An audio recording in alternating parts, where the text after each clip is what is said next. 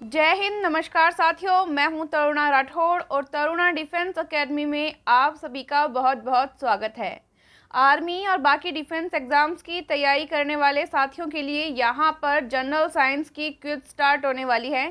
सभी साथी टेस्ट लगा लें और टेस्ट को अपने दोस्तों के साथ शेयर भी कर दें। रेगुलर इसी टाइम पे आपकी क्लास होगी और यहाँ पे देखिए क्वेश्चन आपके सामने है। लाइव चैट बॉक्स में आंसर देते जाएं और देखें कि आपकी तैयारी कैसी है। चलिए स्टार्ट करते हैं। ऊष्मा की सबसे अच्छी चालक धातु जो है वो कौन सी है, आपको बताना है। ऊष्मा की सर्वाधिक चालक धातु सोना, एल्यूमिनियम, चांदी या पीतल। तो यहाँ पर आपको पता है चांदी जो है, सिल्वर, ऊष्मा की सर्वाधिक चालक धातु है।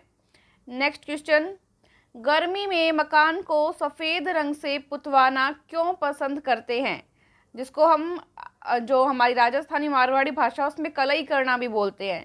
तो वाइट पेंट क्यों करवाते हैं बताइए। तो आंखों को अच्छे लगते हैं, ऊष्मा के कुचालक होते हैं, ऊष्मा के अच्छे परावर्तक होते हैं, ऊष्मा के सुचालक होते हैं। ऑप्शन आपके सामने है, ये तो इजी सा क्वेश्चन है। तो ऊष्मा के अच्छे परावर्तक होते हैं, मतलब गर्म नहीं रहते, वो ऊष्मा को फेंक देते हैं, दोबारा परावर्तित कर देते हैं। ठीक है। नेक्स्ट क्वेश्चन, केतली में लकड़ी का हैंडल क्यों लगवाते हैं। केतली में लकड़ी का हैंडल क्यों लगवाते हैं, फैशन की वजह से, लकड़ी का ताप का कुचालक, और लकड़ी जो है वो ताप की कुचालक है और हैंडल गर्म नहीं होता। B option. देख पा रहे हैं, आपको सही दिख रहा है क्या। लकड़ी का जो हैंडल होता है वो ताप का कुचालक होता है और हैंडल गर्म नहीं होता। सी ऑप्शन है कि हल्का होता है, या इनमें से कोई नहीं। जल्दी से बताइए, ये तो बहुत ईजी है। तो यहाँ पे बी ऑप्शन जो है आपका सही हो जाएगा। ठीक है। नेक्स्ट क्वेश्चन पे चलते हैं। एक ही ताप एवं दाब पर समान आयतन वाली गैसों में अणुओं की संख्या समान होती है। निम्नलिखित में से यह कौन सा नियम है। देखो, ताप क्या है, सेम है, दाब सेम है, आयतन क्या है, सेम है। तो गैसों के अंदर जो अणुओं की संख्या होती है वो समान होती है। ये नियम कौन सा है, ये जो है आपको बताना होगा यहाँ पे। ठीक है। बोयल का नियम, चार्ल्स का नियम, गेलुसैक का आयतन नियम, या आवोगाद्रो की परिकल्पना का नियम। ऑप्शंस आपके सामने आ चुके हैं, बताएं। तो आवोगाद्रो की परिकल्पना का नियम होगा ये। ठीक है। डी ऑप्शन आपका यहाँ पे सही हो जाता है।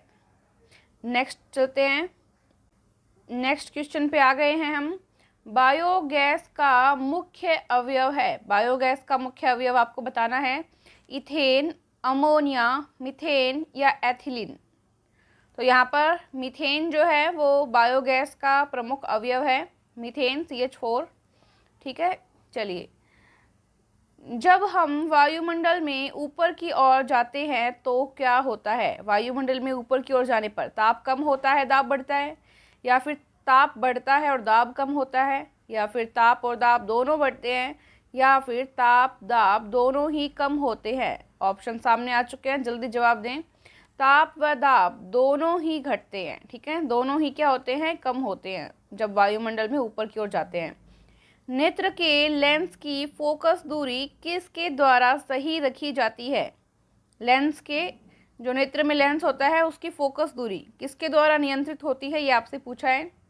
तो ये क्वेश्चन तो इम्पोर्टेंट है, काफ़ी एग्जाम में आया हुआ है। जो आंखों की मांसपेशियां होती है, जिनको हम सिलियरी मांसपेशियां कहते हैं, इनके द्वारा जो है नेत्र, जो लेंस होता है उसकी फोकस दूरी को नियंत्रित किया जाता है। ठीक है। हाँ, सभी अपने आंसर देते जाएं। सूखी बर्फ यानी कि ड्राई आइस होती है, ठोस होती है, उसका सूत्र आपको जो है वो बताना है। ठीक है। सूत्र बताएं। Carbon monoxide, carbon dioxide, sulphur dioxide या हाइड्रोजन परऑक्साइड, बताएं। तो यहाँ पर कार्बन डाइऑक्साइड। ठीक है। सूखी बर्फ जो होती है ठोस रूप में। नेक्स्ट क्वेश्चन, साधारण नमक का वैज्ञानिक नाम क्या है। NaCl होता है, क्या नाम होता है NaCl, नाम बताइए। तो सोडियम क्लोराइड। ठीक है। नेक्स्ट क्वेश्चन, लुढ़कती हुई गेंद कुछ दूर लुढ़कने के बाद स्वयं रुक जाती है, निम्नलिखित में से किस कारण से वो रुक जाती है, वो आपको बताना है। घर्षण बल, गुरुत्वाकर्षण बल, जड़त्व का नियम, या उपयुक्त में से कोई नहीं, बताएं। देखो घर्षण का जो नियम होता है, जो सतह होती है उस पे जब कोई भी पदार्थ जो है वो लुढ़कता है या गिरता है तो उस पे एक घर्षण बल काम करता है। चलते हैं तब भी घर्षण बल काम करता है, जो घर्षण बल के कारण ही हम चल पाते हैं। तो जब वो वस्तु लुढ़केगी, जो गेंद है, तो वो धीरे धीरे क्या होगा, उस पर घर्षण लगेगा और उस घर्षण बल के कारण वो क्या होगा, एक टाइम आएगा जब रुक जाएगी। तो घर्षण बल यहाँ पे सही आंसर होगा आपका। ठीक है, न्यूटन्स के जो नियम हैं उसके अंदर ये अच्छे से समझाया गया है।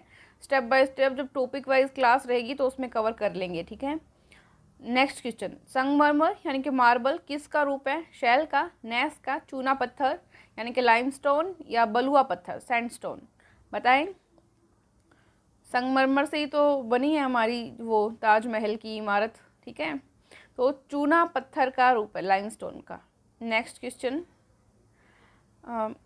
शहरों में तालाब का पानी शुद्ध करने के लिए कौन सी गैस प्रयोग में लाई जाती है? तालाब का पानी शुद्ध करने के लिए बताएं, जल्दी से बताएं। क्लोरीन गैस जो होती है वो काम में लाई जाती है। ठीक है, चलिए एक और चीज़ होती है जो ये सफाई के लिए, पानी की सफाई के लिए काम में लाई जाती है। एक दवा होती है जो पिंक कलर की आती है, कोई नाम बता सकता है क्या उसका?